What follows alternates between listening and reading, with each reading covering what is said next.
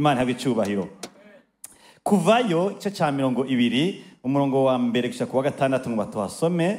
Kuvayo igice cya 20 uhera ku murongo wa mbere gushika ku murongo wa gatandatu hatubwira amajambo meza ari mu byagezwe Imana yatanguha ubwoko bwayo bwaduteguye ukadushikiza ibyo dufite uyu munsi. Havuga ngo Imana ivuga aya majambo yose iti nduhoraho Imana yande yawe yagukuye hehe mu gihugu cyande cya Egiputa aho waromerewe nabi uganzwa n'abatagukunda bakumbisha amatafari ataco baguha ataco bakumviriza ko hajya ngo naragukuye nawe ukuye mu nzu y'ubuja. Gatatu ntukagira izindi mana ugirante umbangikanye kubera iki aho uri naho uzogenda uzozisangaho rero uzugumane jewe nahishiye muri Mose. Kane ntukibaze igishushanyo canke igisa n'ishusho y'ikintu na kimwe kiri hejuru mu ijuru canke hasi ku isi canke mu mazi yo mu biyaga. Gatanu nuzu byikubita imbere nuzu bisabe kuko je uhora ndi Imana imeze gute. Isandara nivuga ko ari yikundana ari umuvyeyi hajya yavuze ngo Imana imeze gute irapfuha mpora hariho akatuzo hajya naho katahari muri Bibiliya mpora abana ibigabitanyo vya base nkageza kurungana rugira kangahe. Gatatu no kurugira kane rw'abanyanka. Gatandatu rero hanyuma hacatubwira ngo nkagira ikigongwa bankunda bakitondera ivyagezwe vyanje nkageza kurungano rwabo uko ruzogenda rukurikirana gushitsa imyaka imeze gute 1000. Imana ihabwe icyubahiro. Haleluya. Inone turimwo tuwe turondera kumenya ingene umuntu yegereye Imana muri kuno kwezi kw'amasengesho yosenga Imana azi igahaga Imana yo gutahura. Kuko burya hari wavuze ngo haya mwishengero umuntu wese afise Yesu wiwe kubera iki arafise uruhande amaze kona ko Yesu yamugaragayemo kandi yamagomba kubakira ngaho nyene mugo nikoza koko hari rundi ruhande Imana ibifise ibigomba kuzokwishuriramwo mu bihe bizoza. Menya Imana usenga. Kino gice dusomye ni amabwirizwa Imana yahaye Mose kugira Mose ahereze ubwoko bw'Imana kandi twovuga ko Israeli ifise igihe imaze kubona mu Imana mugabo menga Imana yacafise amakenga yuko boyivanga yuko batoye bayigumanako icyubahiro ariko naho bari barabonye ibikomeye ivuga iti nkuye kuba jenyine imitima yanyu. Imana ihabwe icyubahiro. Haleluya. Iyo witegereje abantu ndetse niyo umuntu agejeje kwisuzuma indani muri we hari ibintu usanga biza nkaho menga birafise agaciro kanini cyane. Aho gaciro iyo bikagize hargiye kaza akaba kanini cyane kuyo usanga umenga bigenda bidushira kure y'Imana ukamenga bigomba kuba ibintu binini cyane kurusha Imana yacu. Cyo tumfise ikibazo. Ikintu cya mbere ukunda cyane ngaha munsi y'izuba we niki ukundi kubundi. Kubera turi benshi ntitwishurana mugabo inyishu wompa hargiye usanga igomba kwerekana ikibanza Imana ifise impande y'ico kintu. Hamwe nona ncana nakoda nbegaho naho ugikunda ku rugezo uruhe nahone byo dushoboza gutahura neza ico kintu byo kuriko kitari kugomba kuba Imana mu buzima bwawe. Ukunda iki? Umunezero wawe uva hehe? Hamwe numva ko uhindutse indani muri wewe ukumvenga aho ubuzaho kwigwa kubera umunezero wabaye mwinshi haba habaye iki mu buzima bwawe. Umunezero wava hehe? Amahoro yawe hamwe kumenga uratekanye haba habaye iki? Kijya kintu iyo cyumviye kiguha umutekano ukumva uratekanye ukumva ni hamwe mu kirundi bavuga ngo nta nkomanzi nta gakakira nta gakoma. Ico kintu gituma utekana mu buzima bwawe hano ku isi ko muna hari bazo imwe ngenda ndumva ico kintu cyo bari kihe mu buzima bwawe. Iyo uri kurimvira agateka cyane ndetse agaciro ufise mu babanyi mu mukorana aha kwishengero n'ahandi hose ugendera agateka kawe kava hehe? Iyo wumvise ko wubashwe uba wumva wubashwe ko habaye iki ku buzima bwawe. Iyo wumvise ko abantu bakwemera uzi ko bakwemereye iki. Iyo abantu bumva bakwitaho uzi ko bakwitaho kubera iki. Agateka kawe kava hehe? Nike kintu ubona cyamayo kiragomba kugushira kure y'Imana kigwanya Imana muri wewe nikihe? Niba umaze kugendera byumvira kugendaza ibigomba kuwanya Imana muri je ndabizi mugabo urashobora ko nta hantu ushira inkomezi mu kurondera kutaganzwa kuko umwami n'umwe ni Kristo Yesu yaje kurondera urukundo yagaraje urukundo ku musaraba. Imana ihabwe icyubahiro. Paulo yaravuze neza ngo rega ngo byose ndashaka ko ndavyemerewe ngo mbwasi byose bigira ikimazi. Arongera avuga ngo byose ndavyemerewe ngo ariko sinzoganzwa n'ikintu na kimwe kuko wemeye kuganza abambe n'umwe. Imana ihabwe icyubahiro. Aya majambo twasomye yo mu gitabo cyo Kuvayo igice cya 20 ari mu byagezwe 10 Imana yahaye ubwoko bw'Imana cye kuri Moyize. Nako navuga ugiye kuraba ivy'Imana yamaze kubagaragara ko wamenga by'ukuri iyo cyayizera atabantu n'ukuri abantu barambonye ntibakwiye ntibizona bashika ko kuboja kurondera indi Imana kuko narakoze ibikomeye kuri we. Naraciye inzira mu kiyaga barajabuka ariko Farao sinayica aherayo n'ingabo ziwe. Ibyo byo tumubwiye tujya mu ivyo namukoreye azokwama nyibuka. Cyo tuma abantu benshi bakomereka bagira ahantu bizera umuntu baravye umutaye bamushizemo atuye umuntu n'ukuri kuva primaire nigera muri ishure secondaire université mariage yiwe yari jewe none yompeba afa kurongorwa biba biheze kuko yaronse ubundi mukunzi kuko wamushizemo umwete n'umutahe ariko ntibigeze wiyumvira ingene umuntu afise muri we akantu satani yangwano yibica icyaha no kurondera ubwigenge. Imana avuga ati uyu muntu naramuhaye urukundo naramugaje kuri Mose kuko yagitukura baramaze kujya n'inyama z'ubwoko butandukanye ariko Imana avuga ati ndaguhaye ivyageze uzobampera. Icambere ntibaze barondera ikintu cyitwa Imana ishushanije hama niyo batanayironka kandi ntibaze bipfuze no kunayisenga. Mbwa Imana kirimaza gukora kiri ku murongo wa 2 ntiyagaze gusa ku mategeko kuko irazi yuko nikizofasha abantu bayo ko bayigumiza nk'Imana yonyene imitima yabo nuko wanza kumenya ari jambo ri ku murongo ugira 2. Umurongo ugira 2 wadusubirize ko atubwira gute verset 2 ngo nduhoraho Imana yawe. Mugabo kandi mwibuke ko abantu Imana ntibarayibona ni nka jewe na wewe. Mugabo Imana ntibiteye isoni kuvuga ngo ndi Imana yawe. Mugabo iki kiravuga nikiya kibandanya ndi Imana nico gituma nagukuye hehe mu gihugu cya Egiputa nkawukura mu nzu y'ubuja. Muyane majambo warabonye ivyo jewe nkora. Umuntu aja kutaganza n'iki cyayo cyose n'umuntu bwa mbere na mbere muri we ibikorwa by'Imana iby'Imana yakoze ari byo yubakiye ko migendere yiwe.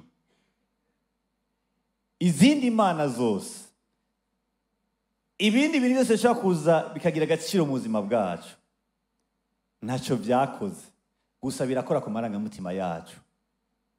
Mugaye yarankira Imana yisigura imbere ko itanga n'icagizwe ndavuga ngo ndi ya Mana yawe imwe yagukura mu gihugu cy'ubuja nkawukura mu maboko ya Farao yagigora gutuka akuza gusenga ko umwidegemvye wawe uri wigura mu amatafari atamushahara atacu usaba utavuga ngo ndarushe utavuga niko namere ku mutwe atacu uvuga ntivyampimbaye ko guma hajya naraje ndagukurayo rero ko nagukuyeyo nkwiye ku Imana yawe. Imana ihabwe icyubahiro. Nico gituma Imana ndi Imana kuko bige nakoze ntaho ndiyo bikora. Icyo tubona mu buzima bwacu ivyananiranye Imana yamayishikira. Ahantu hose abarongozi bananiwe baba bo mwishengero baba mu gihugu baba abavyeyi muhira ahantu Imana yama yaserutse igomba kwihishura kwimeze yamitangarira abantu bayitangarira mu bikorwa byayo. Imana ni imwe kubera ibikorwa yadukoze ko yaraducunguye muri Kristo Yesu.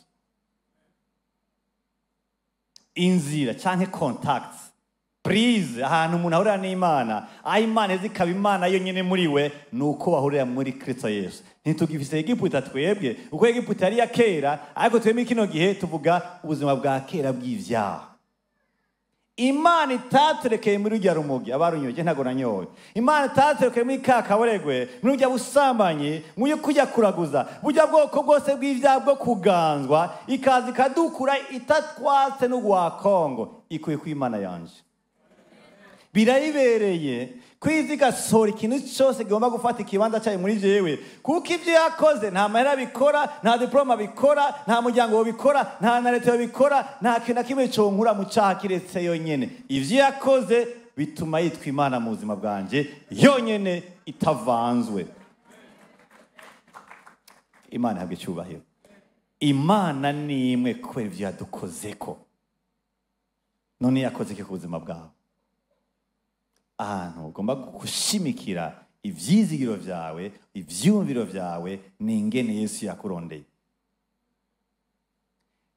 Ni ingene Imana yafashe umuntu nka wewe atavyiko urategekanya, atavyiko uriyumvira, ugasanga yarondeye mu nzira zayo zisigira zigira eshek, zisigira zinanigwa, ukisanga wakijijwe. Je nakije muri 2009, mugabo guhera muri 2001 nama ntangarande muri ko bibilike ngo jewe nzokizora ne prochaine. Imyaka 8 irahera, nzingo nzoca nkizora ne prochaine, kandi ukamenga imvono zitanga. Ariko ntivyakunda, kuko agakiza kava mu ijuru, n'ingene gashika mu mutima w'umuntu hari inkobezi z'Imana. Imana habwe icyubahiro. Kw'Imana yampariye igakora icyananiwe n'abavyeyi, n'amareta, n'amafaranga, n'amagara meza, n'abagenzi, iyo Mana yanje ntikwiye kunigana n'akana kariho kose umutima wanje, irabereye kwitwa Imana yonyene. Imana habwe icyubahiro. Il a déjà démontré sa divinité. Irakwiye, birayibereye. Je muna nibaza, ubundi bavuga ngo ubwenge bw'umuntu ngo ni ubwonko bw'umuntu, ngo ni ibintu birenduka ngaha mu mutwe. Siko babitubwira, abagangira babitubwira. Ugasanga umuntu ubwo bwenge kandi buseseka nk'amazi, muri we burimo ibiharuro, ubundi burimo igifaransa, ubundi burimo igifundi. Busese ngaha ubona ibintu birenduka gusa, ariko nta biharuro ubonamwo. Ubwo si ubumana, ubwo si ubumana. Iyi mishatsi baramwikaza, mugabo batubaze nta ruro iriyo. Hariyo murasanga abantu bora mugenda muri bloke, ariko Imana irabimenya. Iyi si mubona mu byo twize, iyo ikintu gihagaze ku mazi cyakiyibiramwo, mugabo iyi si iri ku mazi mbwa ntikoroka kubera ubushobozi bw'Imana. Imana ihabwe icyubahiro. Agasaho ka Mosozi ntikabaho, mugabo bapfa kukobaza n'ikofe rimwe, numenye iyo yakuye kubera ubumana bwayo. Imana ihabwe icyubahiro. Upfa kuronka ikintu kigutwenza, umuntu ntumenye ingene wawudugije, ariko nta ngingo wafashe kubera uburyo Imana yagize nte, iravise ubumana yerekanye, bituma atakintu cyoza kwifuhira muri twebwe. Niyo Mana yonyene, niyo yonyene ikwiye kwitwa Imana. Inzara turaca zikaza, mugabo nta hantu hari soke yazo kubera ubumana bwayo. Imana ihabwe icyubahiro. Ikwiye kwitwa Imana kubera ibikorwa yagize nte, yakoze. Ibindi bintu byose bishobora kuza kurondera ingene byo twara imitima yacu, bica mu kutamenya kwacu. Birasanzwe. Igihe Imana yabwira ino hanga ya Isirayeli, yarizi ko hirya ayandi mahanga akikuje Isirayeli yari amahanga afise imana z'ibibazano, imana z'ibibumbano ziterurwa ku bitugu, izi zibitswe mu bubati bw'abantu mazu yabo, izi zibereye hehe mu byumba byabo. Ati jewe rero naho utombona ukacira ibyo nkora, usanga ndi umwe jenyene. Nico cyo nkwiye kuba Imana yawe jenyene. Si ibyo gusa, n'ukuna kugaragaye ko mu mutima ndagukunda, ukwiye kunyita Imana. Ndi Imana yawe, nawe ukiye mu gihugu cya Egiputa mu nzu y'ubuja. Imana ihabwe icyubahiro. Sinzoganzwa n'ikintu na kimwe, kuko nta kindi kintu cyakoze nk'ivy'Imana yakoze.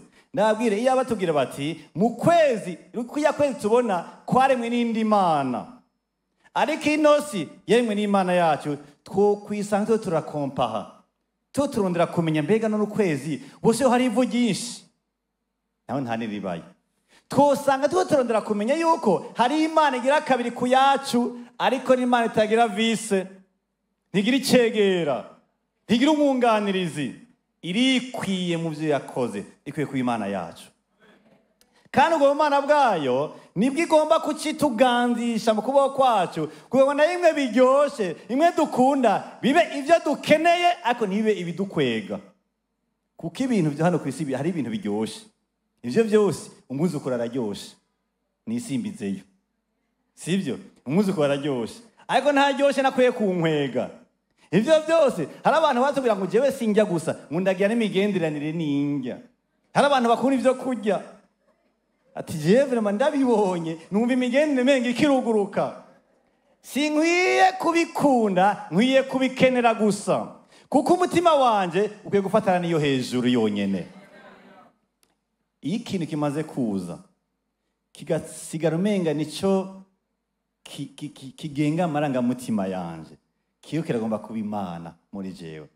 Iyo kigize ahantu kigomba gutuma numva noryoherwa ndakibonye, numva nobabara ndakibuze, nkaca numenga ndataye n'iconde, ndataye n'imigenderanire yanje n'Imana, ico kintu gikwiye gukurwa ku ngoma, kuko ku ngoma hari Imana yonyene. Imana ihabwe icubahiro.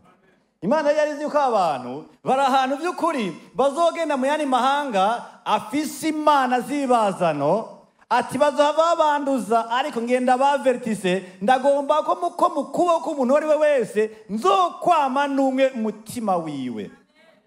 Imana ihabwe icubahiro.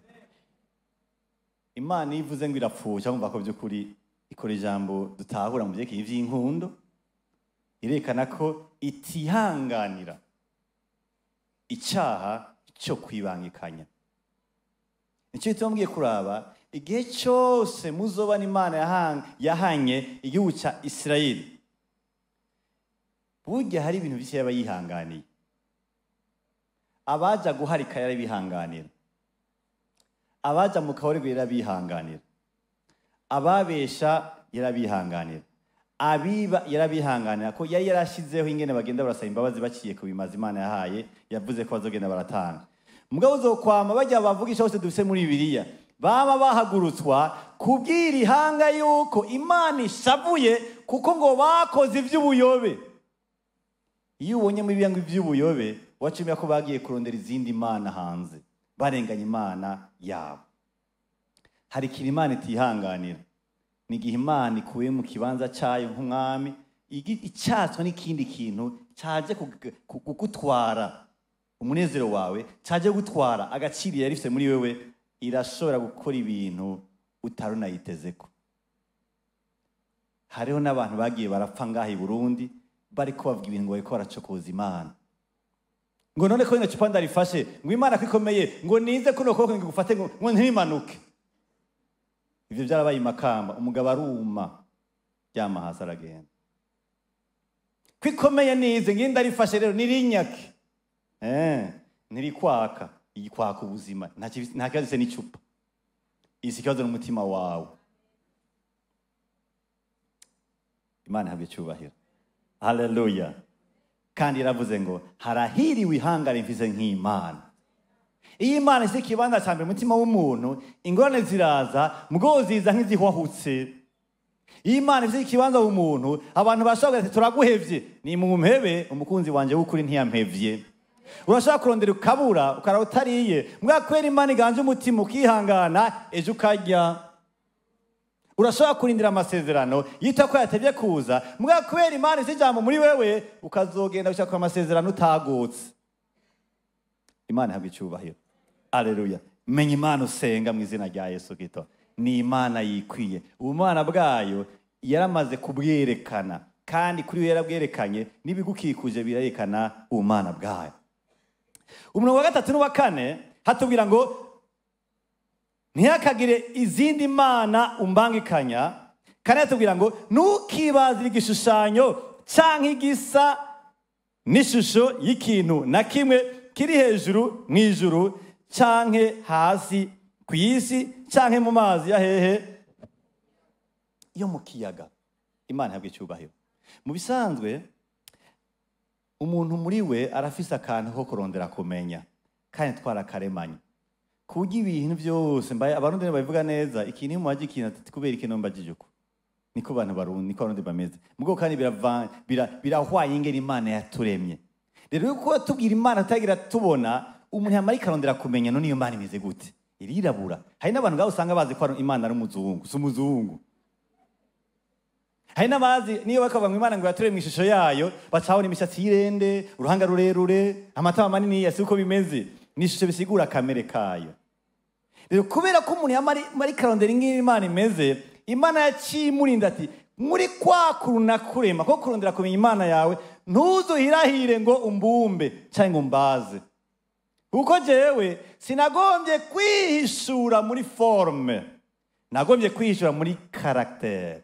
Sinagombye kwihishura mu kuntu meze, kuntu nkoze, iforoma mu kirundi kiravugika, ariko nagombye kwihishura mu kuntu meze. Nico gituma ega Mose yarabwiye Imana ati Imana ndakwingiza unyiyereke. Yego kusa. Kuvayo 33:15-23 mumbi ngene Imana yabwiye Mose. Mose aramwishura atubwa nutajana natwe ntudukure ino.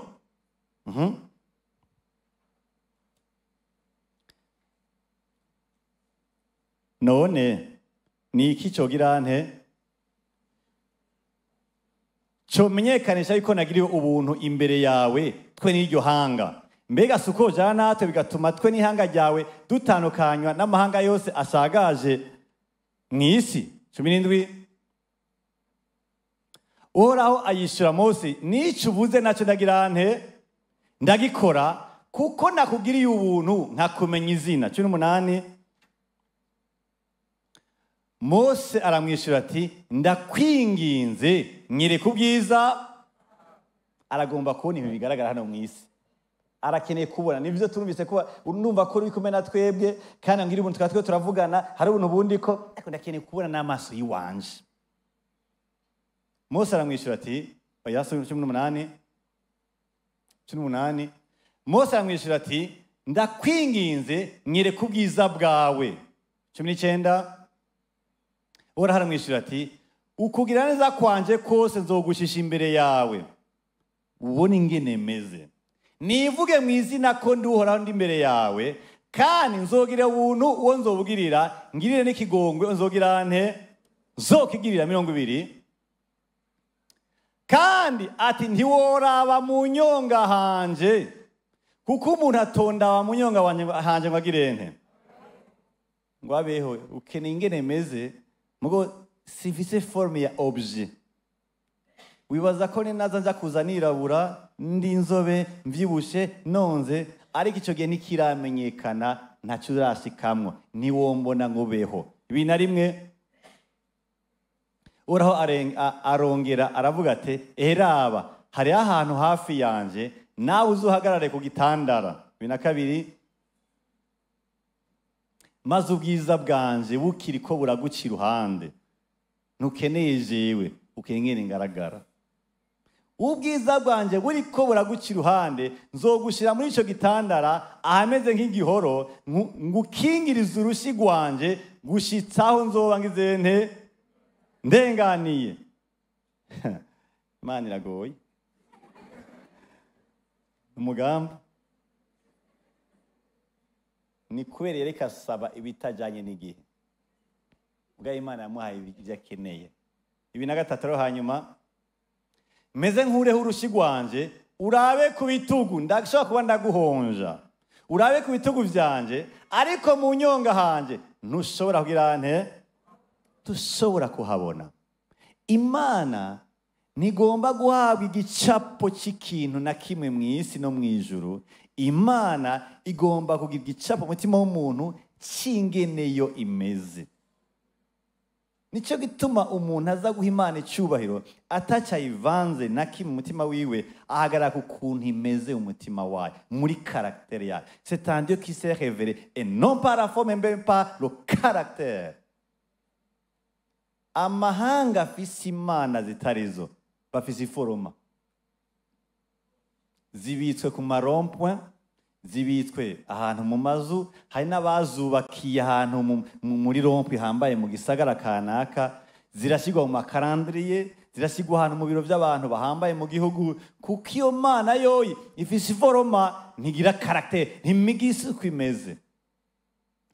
Ntidukeneye imana muri kino gihe ndende, ngufi, yagutse, yirabura, y'inzobe, y'imisatsi miremire, y'intetere. Dufise imana igomba kwigaragaza mu kwikoze. None ikoze gute?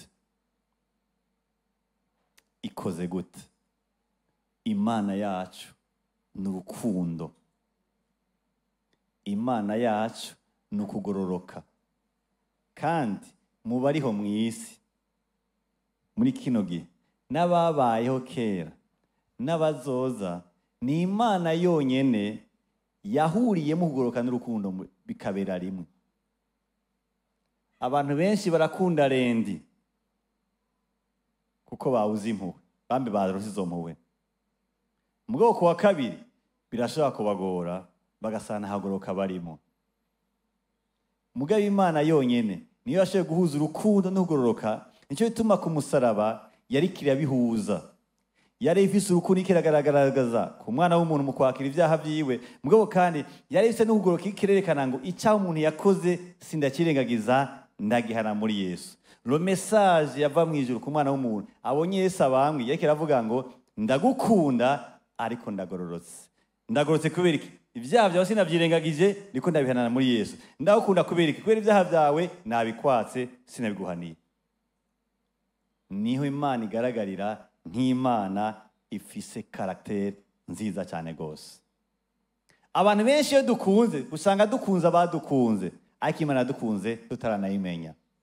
Abantu benshi iyo twihangana abatwihanganiye kubera iki? Umenye turabasubiriza mu nkoko. Ariko Imana yihanganiye ikitihanganirika, yihanganiye ikitabereye, ikunda ikitabereye, ifise caractère ituma ta yindi Mana yogaragara nkayo. Muri kasari zitwa iz'imvyaro, iz'umwimbu, izo kuzana umwimbu matongo, izo kuzana imvura n'ibindi, ariko izo zose zari imaginaire, zari by'abantu biyumvira. Ariko Imana yacu yagaragaye mu rukundo no mwugoroka byayo. Imana yabwiye icyubahiro. Haleluya. Ntidukeneye Imana iforomye, dukeneye Imana igaragaza mu rukundo mugoroka kwayo. Imana yabwiye icyubahiro. Nicyo gituma igihe cyose numvise ikintu kije muri jewe, gifise du poids, gifise uburemere muri jewe, numva nakunze, numva umenga gifise naho umenga kiro kiragira ico kimara ubuzima bwanje, mbanza kucyumvira. Kifise gikoze gute ubundi? Est un objet? Si c'est un objet, nimba ari ikintu nkurako, icyo nishobora kuntwara umwanya. Ndagikeneye kuko nta kamere ishobora kunyanduza. Ushobora kunyanduza kamere, nkaba ndiko ndahigwa, ndiko ndakorerwa ku buzima, ni Imana yonyene mu izina rya Yesu Kristo. Icya gatatu, ku murongo wa 5 na 6 batubwira ngo 5 et 6, mu gihe murongo batubwira ngo 5 et 6, kuvayo 20, Exode 20, verset 5. Ntuzuvyikubita imbere, ntuzubisabe, kuko jya uhoraho Imana yawe ndi Imana ipfuha. Ndafise ukomererwa iyo umvanze, ndafise ukomererwa iyo umbaye kaje n'ikindi kintu kanaka, ndafise ukomererwa hari ikintu kije gufata umwanya nateza kuronka, ndafise ukomererwa igihe agateka kawe aho kuva muri jewe kavuye mu kindi kintu kanaka cyajya kwisi. Ntuzuvyikubita imbere. Hajya bakoresha verbe adorer. Ntuzuvyadore. Adorer ni uburyo umuntu agaragaza gutangarira Imana kanaka. Bivanye n'amahanga hari abaryama hasi, bivanye n'amahanga hari abaduza ibiganza byabo, bivanye n'amahanga cyangwa n'amarangamutima y'abantu hari abarira. Ntihagire ikintu na kimwe kizokuriza atari Imana yawe. Ntihagire ikintu na kimwe kizotuma urambara hasi kiretse Imana yawe. Ntihagire ikintu na kimwe kizotuma uduza ibiganza byawe kiretse Imana yawe. Ntihagire ikintu na kimwe kizotuma wumva ku mutima wawe ukwezwe kiretse Imana yawe. Hajya Imana yazikirakora. Kubera ko Imana yazikirakora. Mu Musiguzi 3:11 badushireko baratubwira ko umuntu yaremwe mugabo cyashigwa muri we ngo ibinyota y'ibihoraho. Ngo ikintu cyose yakiremye ari cyiza mu gihe cyacu, kandi yashyize ibyiyumviro by'ibihoraho mu mitima yabo. Mu Kirundi mu Ifaransa bakoresha ngo la pensée de l'éternité. Nicyo gituma uzokumva ijambo Imana riri mu mahanga yose. Ahatari byose ni Yesu. Mugabo ijambo Imana ntibabyigisha mu ishure, mubwo umuntu yama yumva ikintu Imana cyumva ko kibaho. Nous sommes créés avec la pensée de l'éternité. Ijya nyota rero niyo ituma twebwe tumaze kubitahura turondera ngo ko mfise inyota y'Imana, nkwiye kurondera Imana y'ukuri mu buzima bwanje. Ikintu cyose yakiremye ari cyiza mu gihe cyaco, icishira ivyiyumviro vy'ibihoraho mu mitima yabo, naho umuntu adashobora guserangura ikuba cy'Imana yakoze uhereye ku itanguriro ugashitsa kwiherezo. Ndabizi neza umutima wanje ntushobora kuba wonyene. Swat abagenzi bawe utwaye, indya zawe utwaye, mace yawe utwaye, umushahara mpembwa wawe utwaye, ubwiza mu maso byawe utwaye, ibintu binezeza umutima wanje byawe utwaye, icyubahiro, abagenzi, kariyere, success byabitwaye. Sinshobora kuba jenyine, ndabizi. Kugira mbe hange ngerageza ko Imana bariyo nubakirako. Imigendere yanje ihwaye n'inyota Imana yampaye, ndayirondera muri Kristo Yesu. Ibindi byose nivyo nkeneye, sivyo kunkwega. Imigendere yo kuganzwa twebwe tuyemera Imana yonyene mu buzima bwacu, kuko dufise inyota yo kurondera Imana twavukanye. Abaroma 8:15 hatubwira gute? Ngo ntimwahawe impwemu y'ubuja ngo mwongere gutinya, ngo ariko mwahawe impwemu yo girante yo kubahindura abana b'Imana. Iradutakisha gute? Abba, data. Irya jambo icyo risigura. Ijambo Abba risigura data, rigasigura kandi ijambo isoko. Bisigura ngo Imana yaturemye, mugabo igomba ko dufata ko ariyo soko yacu. Nicyo gituma kujya umwana asanganira se canke nyina, ariko natwe tugenda dufise inyota yo kurondera Imana. Iyo haje ikintu kiza kunkwega, nkumenga niho ubuzima bwanje bufatiye muga ngo hari ikintu cyo kiragwanya Imana muri jewe, sindacemerera mu izina rya Yesu. Kuko mpema ari muri jewe, aho namaze gukizwa, avyuka mu gitondo no hagati mu munsi no mwijoro, aguma nkwegera ku Mana. Nicyo tuma ariwe nemerera cyane, bwa sinkwegwe n'ibindi, kuko ibindi ndazi ko bija kwanka ubugingo muri jewe. Imana habe cyubahiro. Ucumva ko wabona avuga ngo jewe sinjya ngo ngira imigendere n'injya, uyo muntu afite ikibazo cyo kwinjya ari Imana yiwe. Uwo muntu akeneye injya, ahubwo afise ubucuti n'injya. Icyo ni icyaha. Baca basanga abana dandahiwe, barya injya zirengeye taya estoma. Ni kibazo. Hari n'ibindi bintu umuntu ashobora kumva muri we bikamubera ibintu bininiya cyane. Mwari muzi ko abana b'imfura bashobora kutubera intuzeye Imana mu buzima bwacu, kuburyo Imana ifuha abagabo bacu, abagore bacu, akazi kacu, icondi muhiri wacu, icondi mu muryango. Ugasanga ishusho yawe n'icyo ufise ahantu mu muryango wawe ni ntakogwako, ku buryo hagize umuntu akwihendako kaba kabaye. Kubera icyo kintu cyaraduze kiraba kiri muri wewe, aho kubona ko Imana yo ni mu buzima bwawe. Ikizonkwega ni mpwemu, uko mpwemu niyankwega azonkwengera kuri data, kuko niwe data, niwe Abba, niwe soko y'ubuzima bwanje. Imana ihabwe icyubahiro. Mwari muzi ko n'ingorane zacu iyo zabaye nyinshi zikaba n'izigihe kirekire, ubwonko bwacu Satani acabukoresha ugatugume tuziyumvira, aba arizo tuganiriza abantu, aba arizo twiyumvira, aba arizo dusengera ko. Nibyo bica mu byumviro byacu, nibyo bica mu mvugo yacu, nibyo bijya mu gutahura kwacu. Ugasanga Imana yaribagiwe mu bwenge bwawe, hagendagendaye gusa ingorane z'ivyagushikiye hazi imyaka 15. Ingorane yawe yagucikiye Imana. Akarenganye dusaba kugirirwa mu buryo bucanke buriya, hagiye katugarukamo cyane, kakaza inciro nyinshi, kakaza saa 9 y'ijoro, 11 uri muri dushe, uri muri bisi, ugura imashini y'akazi, umwanya wose hari kubahaza amajambo mabi wabwiwe. Ico cyakubereye Imana, kuko Imana iyo yakurondera muri Kristo Yesu biciye kuri mpemu wayo.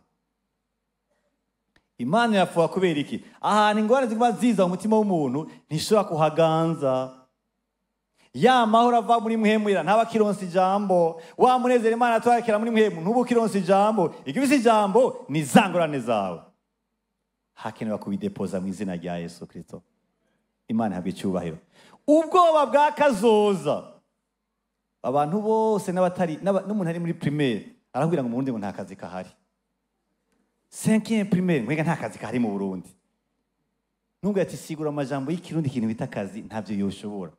Mugabo arazi neza yuko atakazi heze nte yahimenye gute? Kubera hari ivya kazoza nikindi kimana bariko barabimuha, aca sigara kazoza kiwe ariko inabona ko kiri incertain, kandi ivyo kari incertain ngo abantu b'Imana harimo confiance, harimo kwizera. Kujya kataboneka niko abayizera Imana bizera ko kazozana naho batazi bakizera Imana kandi bagatekereza mu gihugu. Iyo umuntu afizere kazoza adashira mu Imana kazamucikira Imana kubera yuko ntigatomora ingere bizogenda muri kazoza nyine. Ariko umuhinga wa kazoza aba responsable aujourd'hui, abo mwizigwa muri binyene bito ibyo atarashikamo akabirikira Imana akaca atekereza. Umuhinga wa kazoza agira ati iki Imana izogomba gushikana mu buzima bwanje izokizana, je gusa ivyo Imana imaze kugurura nivyo nkora neza. Kandi naho koza burya ivyo kwa nakasi ivyo bizoza hazoza ivy'iwanje. Cyo bituma rero ntakwiye gufata kumenya kazoza n'ikimana. Kazoza ni igihe nk'uku turi muri kino gihe, kubona ku karize kuba ari kazoza kiriya gihe cyaheze. Iyo umuntu afise kazoza yagize ikintu kiri muri we arasigara ari iyo ngorane afise centrale muri we, Imana ikabura ijambo kubera kutabona ejo. Nagenda abwire nous sommes des êtres limités, turi vyaremwe bisaho bigarukira. Kandi bitubwira ngo turi vyaremwe bisaho bigarukira, kandi ngo turi n'ivyaremwe kandi ngo bikabakaba. Kabakaba ari gutekana, ukaba ni kurondera. Rondera aho Imana igushyize kurondera, kwizikorakora. Ibyo udakora ronka izera Imana, canke niba Imana yavuze ko atari gwawe uvyikuremo, kuko ntituzorondera ntizoronka byose. Hari bitazoshika kuko Imana byayihimbaye ko bitazoshika mu buzima bwacu. Abantu bose ntazaba ministre, naho Imana igira neza. Igira neza ndabizi, ariko bose ntibazaba ministre. Kandi abantu bose burya ntibazokwama badapanze.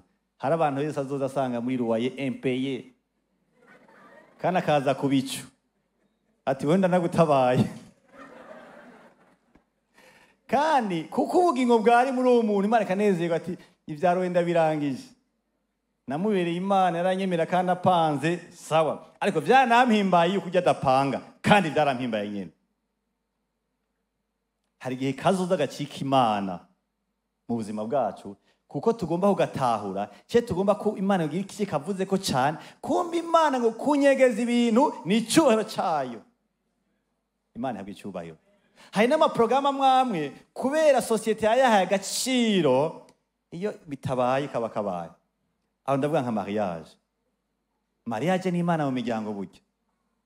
Umwana ariga akaba wa mbere akaronka akazi, mugabo ivyo ntibabishima. Bazoja gushima hari umuntu agize nte abonetse.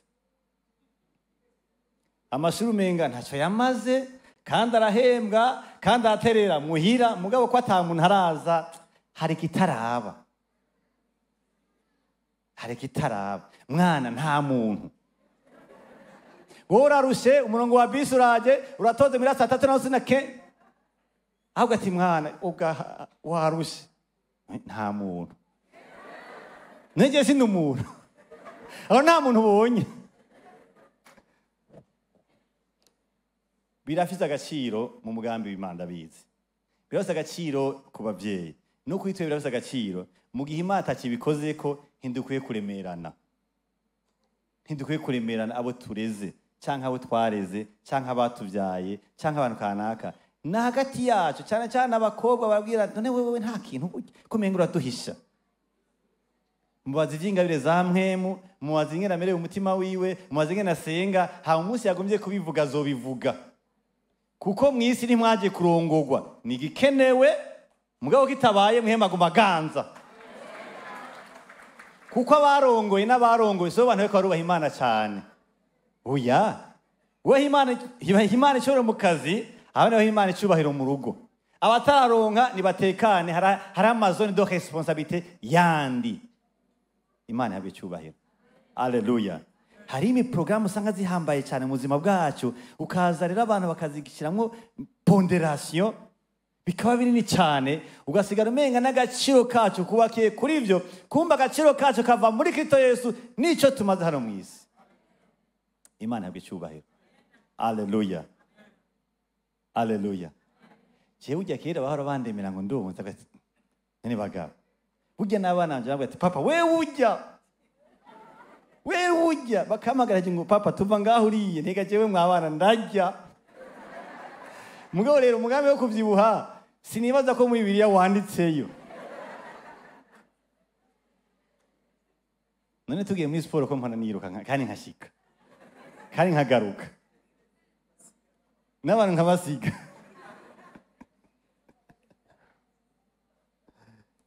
Madame nabwiye ngo ndagusaba basi mushaka ko basi nguna 5. 5 hama urose 5 hace habiki.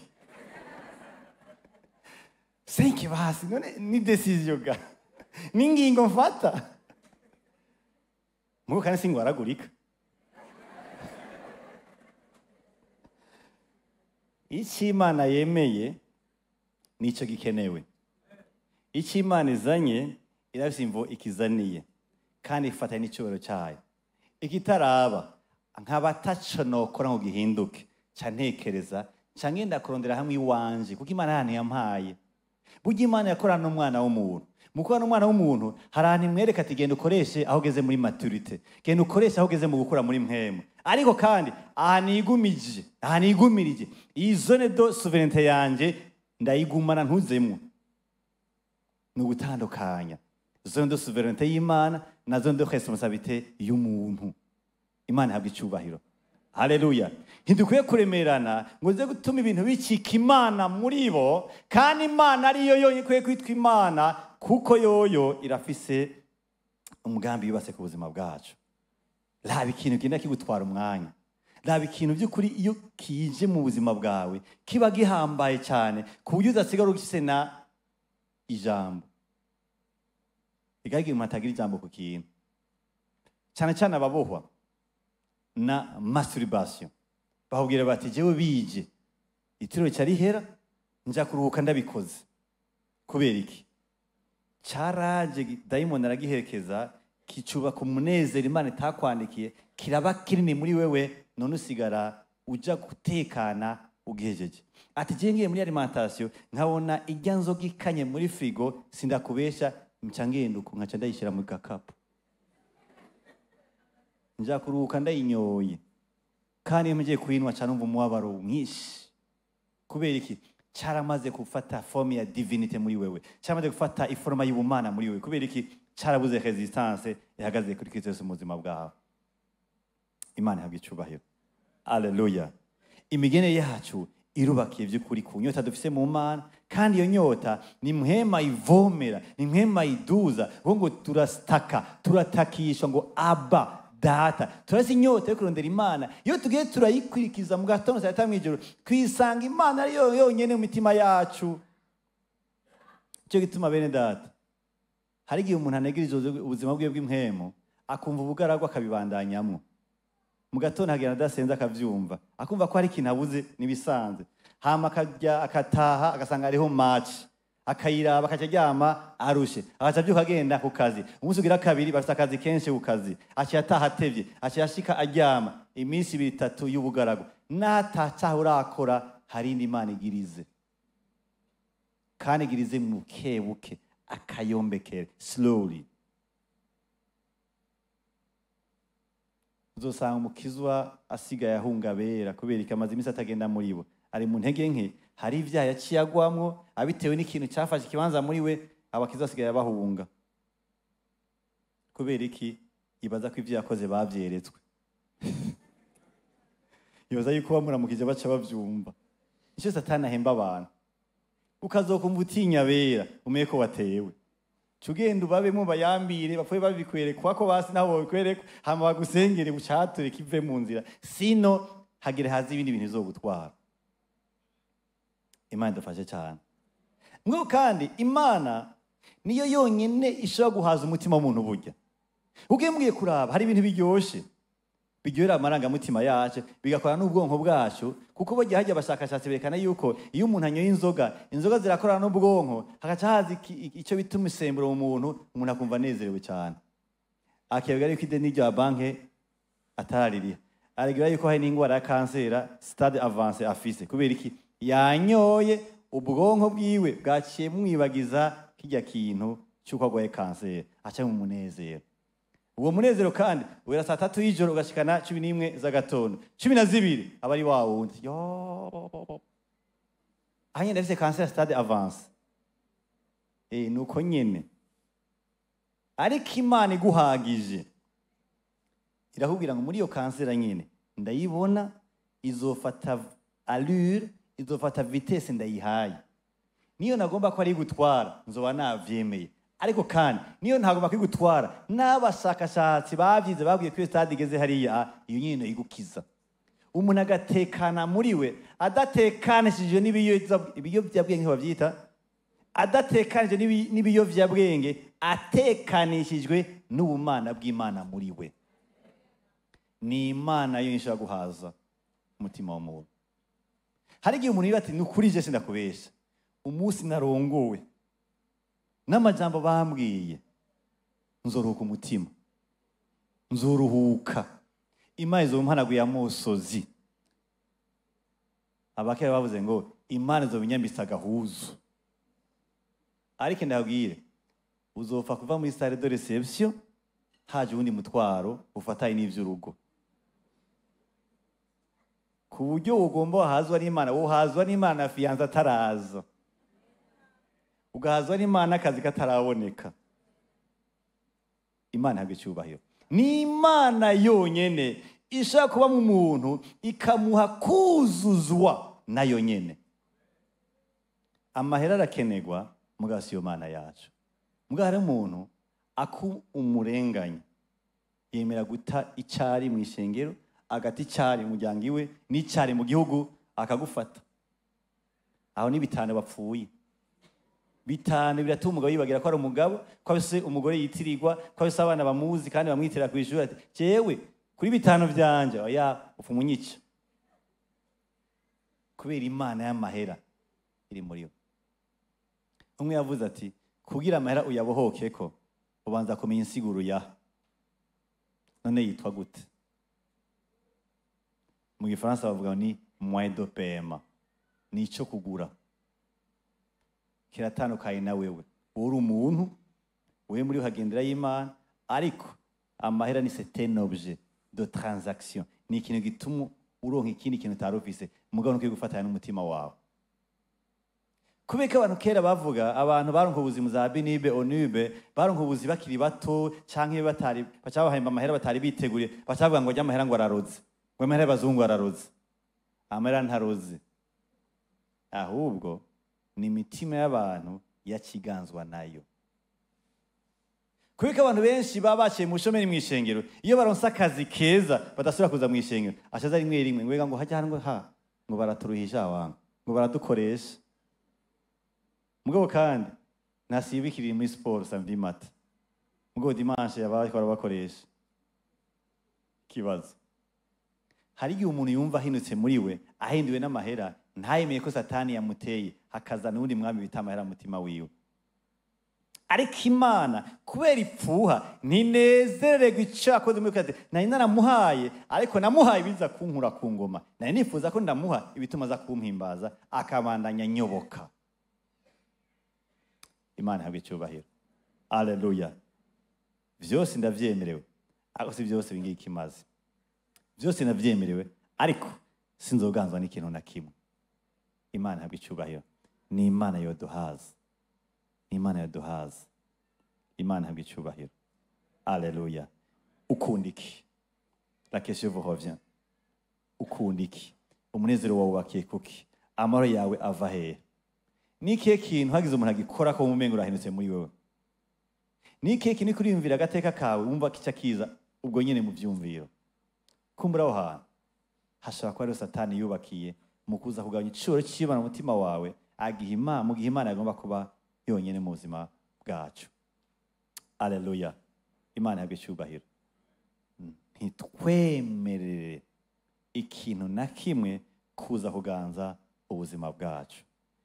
Kandi ntibisigura ngo twebwe aho iwacu nta mundazi yasenze Imana ibajwe, nta muntu yasenze Imana ibumbwe, yavuye mu mbaho cyangwa yavuye muri argile mu ibumba. Ariko Satana caza kurondera ko umuntu amuzana mu cyo bita la convoitise, ugushaka uguhahamira ibintu, ugasigara umuntu afise ibintu agomba gushikako cyane ku buryo bimwibagiza ya Mana yamurokora yamucungura muri Kristo Yesu. Ariko Imana turinde ibyo bintu. Turi shengero riri hano, turiko turasenga turondera ngo Imana igaragare mu buzima bwacu. Teye mvuga ngo nta kinanira Imana, nta kinanira Imana nibyo kuko irashoboye. Ariko natakinanira yifuza ko hageze mu mutima wawe idakoresha ingufu, ikoresha ubucuti. Kuko ikintu Imana ironkeje ingufu ibigomba kwerekana Satani ko ari muto. Mugabo ikironkeje ubucuti ibigomba kukironkeshwa n'urukundo gukunda nawe wakagwakira neza. Imana ihabwe icyubahiro. Haleluya. Haleluya. Nagomba tuvyaguruke rero. Usenga Imana. Ni ikihe kintu gifise ikibanza cy'Imana mu buzima bwawe? Mugo ndahera ku muntu ari hano iyo batarakira agakiza. Uyo muri we Satani arakora ku mutima akamukoresha ibyo umutima ushaka. Bibi binezera Imana bitayinezera. Nicyo gituma icyaha gikora uko ashatse, uko abagenzi bakimutwayemwo, uko n'akazi kakimutwayemwo, uko yimuje umutima. Uyo ntarakira Yesu afite ikibazo cy'imbabazi. Ntaraharigwa n'Imana. Izina rye biri mu gitabo cy'imanza, ntaraharigwa. Mugabo kandi Imana yiricaye ku ntebe y'inganje, intebe y'ubuntu, ivuga iti ngwe mpagaze ku rugi. Ndahagaze ku rugi. Ngwenda dodora. Umuntu yumva ijwi ryanje, akumva iryo jwi, akugurura nkinjira turasangira. Bisaba ngo Imana iragushaka. Nagomba nsaba niba hari umuntu ari hano atarakira agakiza, dufashanye twakira agakiza, akakire, abohoke, akizwe, aba umwana w'Imana. Agire kuno nimba ari hano. Ntutinye nimba uhari, ntutinye ikintu na kimwe, abagenzi barahaye n'ivyo, mugabo abagenzi ntibasaba uruhusha, niwo mwubakanye ntumusaba uruhusha, ni Imana igushaka yonyene.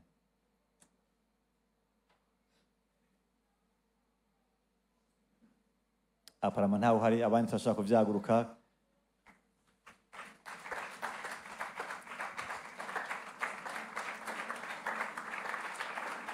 Imana ishimwe, karibu cyane kumufashiriza.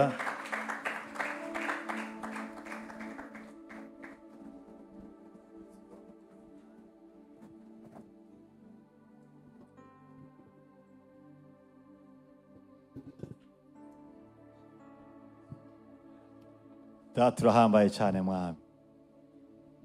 Tangura gusenga. Tangura kubwira Imana amatazirano yayo. Tangura gushima no kwimeze. Tangura kuvuga ubukuru bwawe. Yivuze mu ijambo ngo ninjye nagukuye mu gihugu cy'ubuja. Ninjye nagukuye muri Egiputa. Hana atagaciro wari ufise. Hana atavyizigiro byari biri. Handi wakorana ntuhembwe. Handi watakumviriza. Ariko nawe wibuke vya vyaha vyawe. Wibuke rwa rubanza rwari kuri wewe. Wibuke za ngwara wakizwa. Wibuke rwa rubanza rwava kuri wewe. Wibuke kwa guhumana. Wibuke kwa kuntu wari uboshwe. Uduze amajwi yawe imbere y'Imana, uyishimira hera cyane. Useruke n'umutima ushima Imana. Useruke n'amajambo avuga icimana iri ku buzima bwawe. Ni wewe nyene Mwami Imana. Ino si duhagaze ko niwe wayiremye. Uburyo waremyemwo buratangaje. Natwe ubwiwacu ntitwaturemye Mwami. Mu buryo butangaje niwe waturemye. Waduhaye umubiri ufise uko ukora. Uduha imwe muri twebwe tutobona, ariko tubona ivyo ikora. Uduha Mwami Imana umushaha tutobona, ariko tubona uko ukora. Haleluya. Warakoze Mwami Imana. Turemera ukuri kwawe, turemera icuri. Niwe data, niwe Mana muremyi wa byose. Nindahwanye nawe Mwami, nindahwanye nawe Mwami. Tanga urusenga, adora, himbaza Imana, vuga iciri, vuga kwiganje hejuru ya byose. Yivugire hejuru y'ingorane, hejuru y'ibintu byose nihiri, hejuru y'abami nihiri, hejuru y'abashyizwe hejuru nihiri. Mu izina rya Yesu Kristo, rekura umutima wawe uvuge, humiriza urabe hejuru, humiriza uganire n'Imana, imika Imana mu buzima bwawe, imika Imana mu ngorane zawe, imika Imana mu bintu ukunda, imika Imana mu byo wabonye umenga byagutwaye umwanya, bigutwara agaciro, bigutwara amarangamutima yawe. Yimike muzimi wawe, yimike muzimi wawe. Ntusamare, iga gusenga, iga kwadoha, iga guhimbaza, iga gutazira. Vuga Imana iri, vuga ko igorotse yonyene, vuga ko isimuwe, vuga ko isi urukundo, kwindatananirwa mu izina rya Yesu.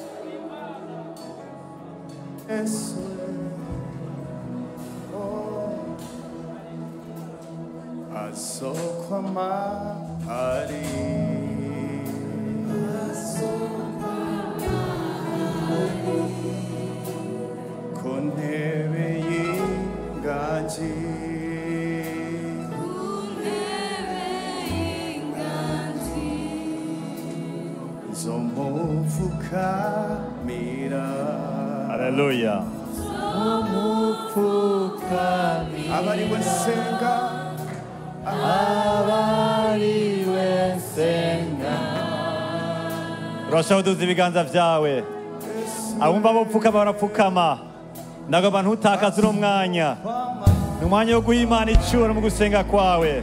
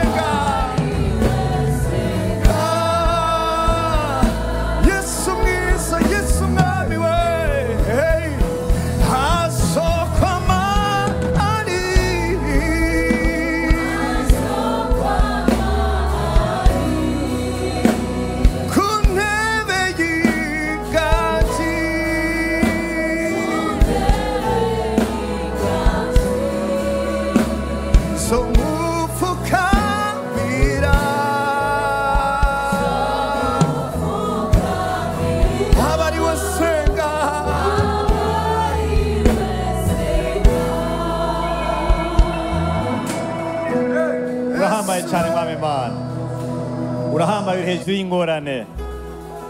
Ntiduca bugufi impande y'ingorane mwami. Duca bugufi impande yawe mwami Imana. Ntiduca bugufi impande y'ibiteye ubwoba. Dupfukamira wewe nyine mwami. Turaze kuganzwa n'ubwoba. Turaze kuganzwa n'akazoza. Turaze kuganzwa mwami n'ibiryoshe. Turaze kuganzwa n'abagenzi bacu. Turaze kuganzwa n'ikintu cyose mwami. Ariko wewe nyine mwami, ni wewe Mana yacu mwami. Dufuka imbere yawe mwami. Turagushimiye Mana. Niwe data wo mwijuru. Niwe data wo mwijuru. Niwe data wo mwijuru. Niwe data, niwe data. Niwe Mana, niwe Mana. Niwe waturemye. Niwe waduteranirije. Niwe waduteranije mu nda z'abavyeyi bacu. Mu izina rya Yesu Kristo. Niwe waducunguye wenyene. Mu izina rya Yesu Kristo. Niwe waduhariye icaha. Aha mwami Imana amahera atakoze, amashuri ntakore, imiryango ntikore, amareta ntakore. Aho niwe wakoze wenyene. Niwe uzi gucungura umwana w'umuntu. Niwe wabishoboye wenyene. Mu izina rya Yesu Kristo.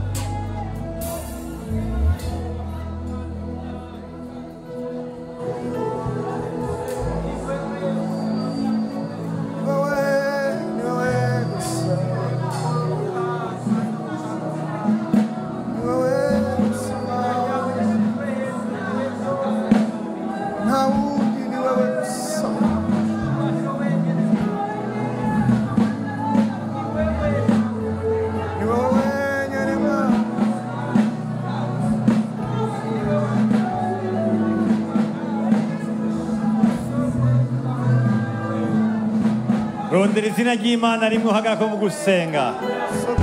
Rondera izina ry'Imana uhagarara mu gusenga. Rondera ikintu kiranga Imana yawe. Rondera ukuntu Imana yagaragaye mu buzima bwawe. Haleluya. Uri umwizigigwa. Uri umwizigigwa. Uri umwizigigwa. Nurenganya. Nurenganya. Nurenganya. Nurenganya. Nuteranya ku butoni. Niwe utugwanira intambara tutazi. Niwe utugwanira intambara tutazi. Niwe utuneshereza. Niwe uturinda intambara. Mu izina rya Yesu Kristo. Abansi bacu ubabonera kure. Abansi bacu ubabonera kure. Ukabagwanya. Mu izina rya Yesu Kristo.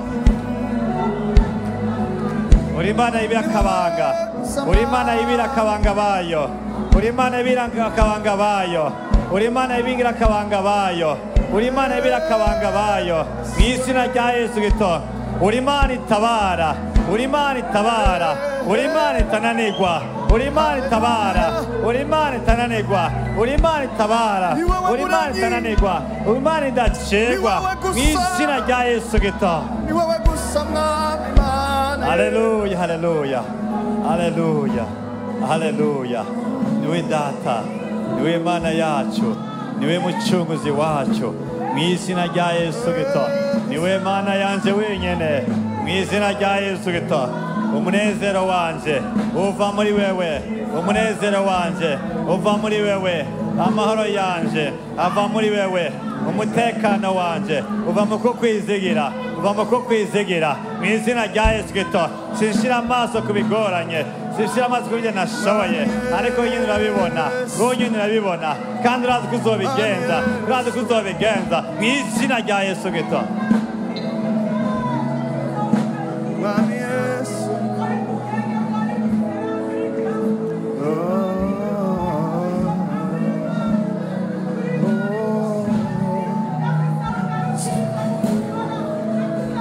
Imikimana mu ngorane. Imikimana mu ngorane zawe. Imikimana mu kurindirizwa. Imikimana mu bushomeri bwawe. Imikimana mu bushomeri bwawe. Imikimana mu kurindira isezerano. Uti Imana ndakuzi. Uzompaza ibyiza byawe. Uzompaza ibyiza byawe. Uzompaza ibyiza byawe. Muri kino gihe nariko ndakubona. Muri kino gihe nariko natahura. Nariko natahurwa. Muri kino gihe nariko natahura. Nariko natahurwa. Wewe nyene nihuri. Wewe nyene nihuri. Muri kano karenganyo nihuri. Muri kuno kurindirizwa nihuri. Muri kuno kunanirwa nihuri. Mu izina rya Yesu. Uri Imana ibihe. Uri uwo kwizerwa. We ntuhinduka. Mana ibihe. Uzokwama. Uri Imana yera. Mana ibihe byose. Uri umwizigirwa uzokwama. Oya ntuhinduka. Uri umwizigirwa. Mubwire Yesu uzokwama. Uri Imana. Uri umwizigirwa.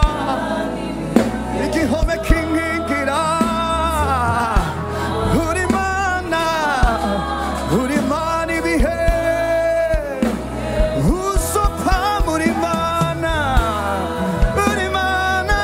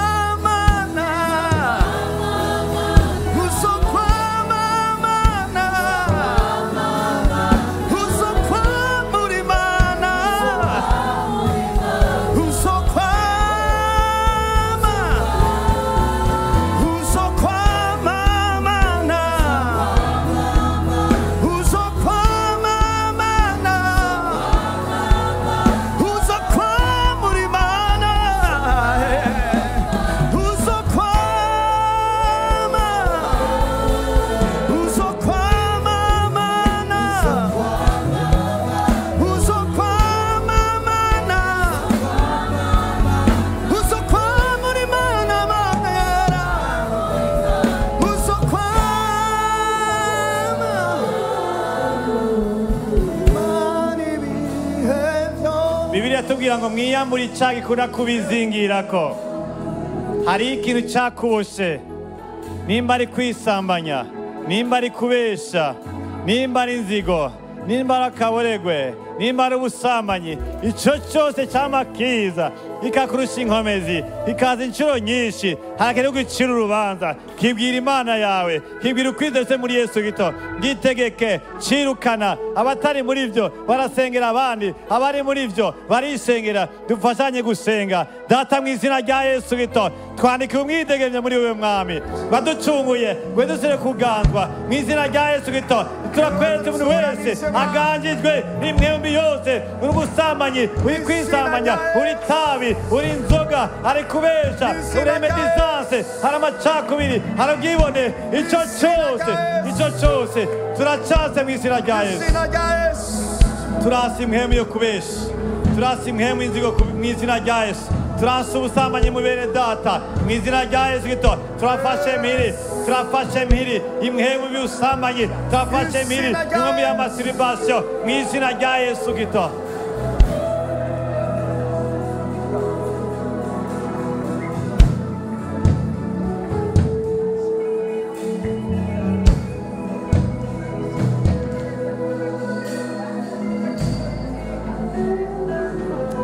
Turahambaye cyane Mwana, reka ubwiza bwawe bugendere ku muntu wese aboshwe Mwana, mu izina rya Yesu Kristo.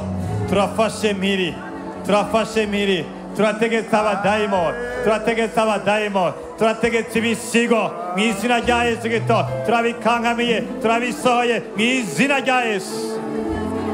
Rekura ubwoko bw'Imana, rekura abora bera b'Imana, rekura Imana yacunguye, rekura Imana yabohoye, Imana yaguze amaraso y'igiciro, imhembi yose sohoka mu izina rya Yesu Kristo. Rekura ubwoko bw'Imana, bwandike umwidegemvyo mu izina rya Yesu Kristo. Bwandike umwidegemvyo, bwandike amahoro, bwandike umunezero, bwandike ibishimwe, bwandike ubushobozi, bwandike kunesha mu izina rya Yesu Kristo.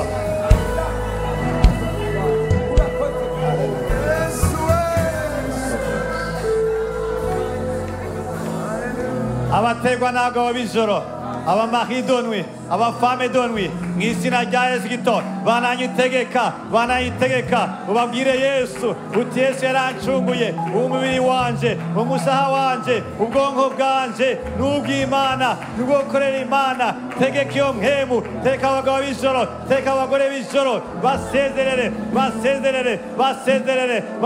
mu izina rya Yesu. Ndakwese umuntu wese Mwana, yamategwa n'abamahidonwi, abagabo b'ijoro, mw'itiro ryiwe Satani araza, mw'itiro ryiwe habyo Satani akora, ariko mu izina rya Yesu, mu izina rya Yesu turategetse wadayimoni we, rekura abantu b'Imana, rekura abera b'Imana, rekura abera b'Imana, rekura abera b'Imana, rekura abera b'Imana, rekura abera b'Imana, rekura abera b'Imana. Ndagutegetse, rekura izina rya Yesu. Izina rya Yesu Kristo. Data, turahambaye cyane Mwana, ni wewe wenyine ukwiye kuba mitima yacu.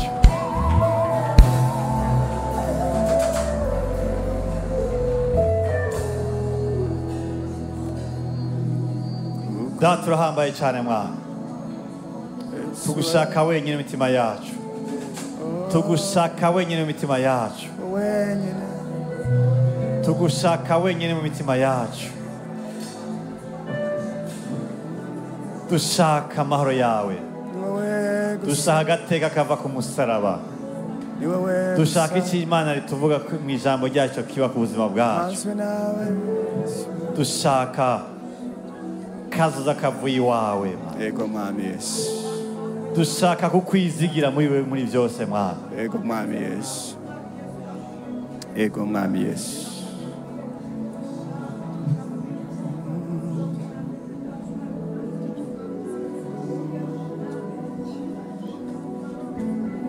Urakoze Mwana, urakoze kurabohora, reka wihe icyubahiro umuntu wese Mwana.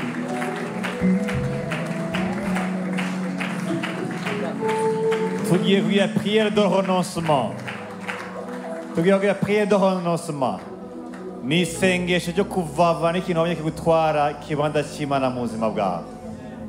nimba ari match,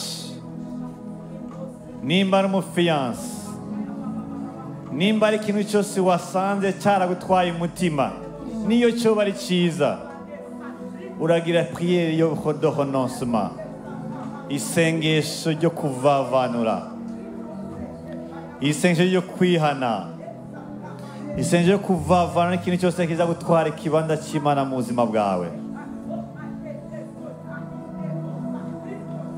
Witegure, cyiyumvire, none ndazi wacyiyumviye ko wakibonye ko cyanka Imana muri wewe kiraryoshe mwa gitwara ubugingo, kiraryohera amarangamutima yawe, ariko kiratwara ubugingo, kigushira kure y'Imana, gituma abantu bakwemera ariko Imana yababaye. Prière de renoncement.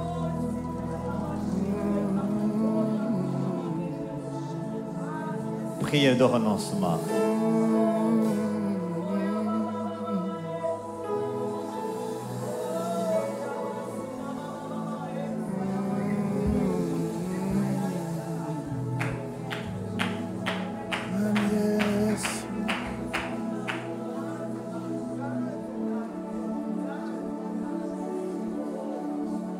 Agomba kwekera umunota umwe, une minute de silence. Banza bameze namwemera ko icyo kintu hamukirandure mu kwizera n'ubushobozi bw'Imana bujya guherekeza. Ikintu cyose cyagutwaye ikibanza cy'Imana, ikintu cyose wumva ko hateye akawe ariko cyubakiye ko, ukibwire ngo à toi ta place et à Dieu sa souveraineté. Kironka ikibanza cyacu niba gikenewe mu buzima bwawe, ariko Imana ihabwe ubwigenge bwayo ku buzima bwawe.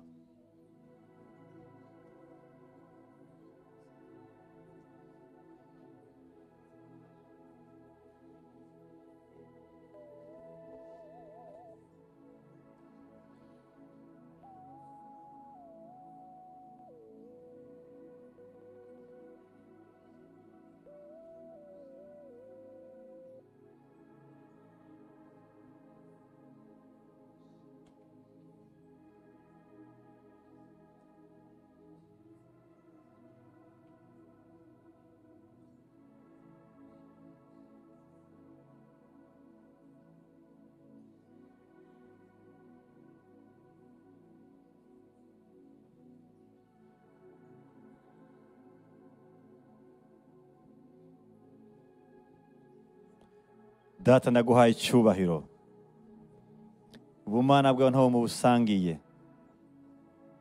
ubumana bwawe ntaho mubusangiye Mwami Imana.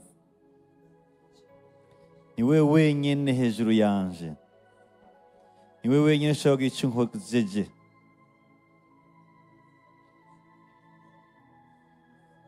ni wewe wenyine uzi kazoza kanje, ni wewe wenyine muri we amasezerano yose ari amen. Ni we soko y'ivyiza, ni nawe uzi n'ibibi bizonshikira. Mu izina rya Yesu Kristo mwene ndatangura gusenga. Il faut que tu replaces les choses, ibintu biri ikibanza cyavyo, ariko Imana nk'ikibanza cya mbere. Renonce, vavanura, kora isengesho ryo kuvavanura. Timana ndihanye, tindahagaritse kuba depanda kuri kino kintu, nahagaritse kuba ivyanje vyose bihagaze kuri kino, aho guhagara kuri wewe.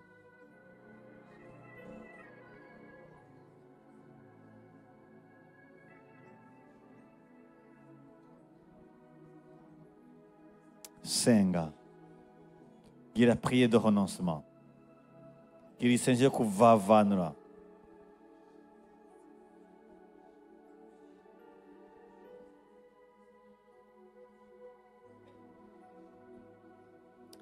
Amashyi menshi ku Mana igira byose. Amashyi menshi kuri Data wo mu ijuru. Amashyi menshi kuri Papa wo mu ijuru. Amashyi menshi ku Muremyi wa byose. Amashyi menshi kuri Papa. Amashyi menshi ku utananirwa. Amashyi menshi ku mwizigirwa. Amashyi menshi ku udatabwa igiturire. Amashyi menshi ku utatoranya ku butoni.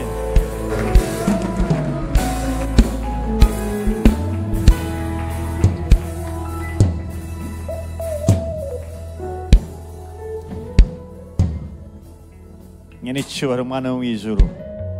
Data uhambaye.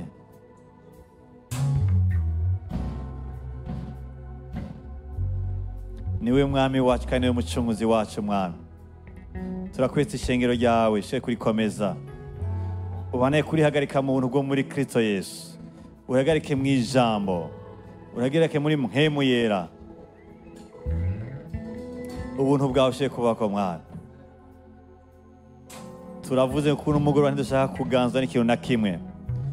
Turanse kuganzwa n'ubwoba. Turanse kuganzwa n'abadayimoni. Turanse kuganzwa n'indoto mbi.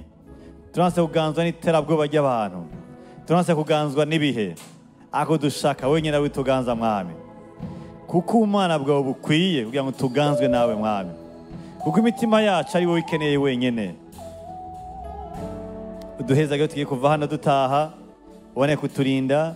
Uduhe umugisha mu mpande zose, mu ngo, mu buzi n'ahandi. Nawe ushe guhabwa icyubahiro muri byose na hose. Mu izina rya Yesu dusenze. Amen. Amen.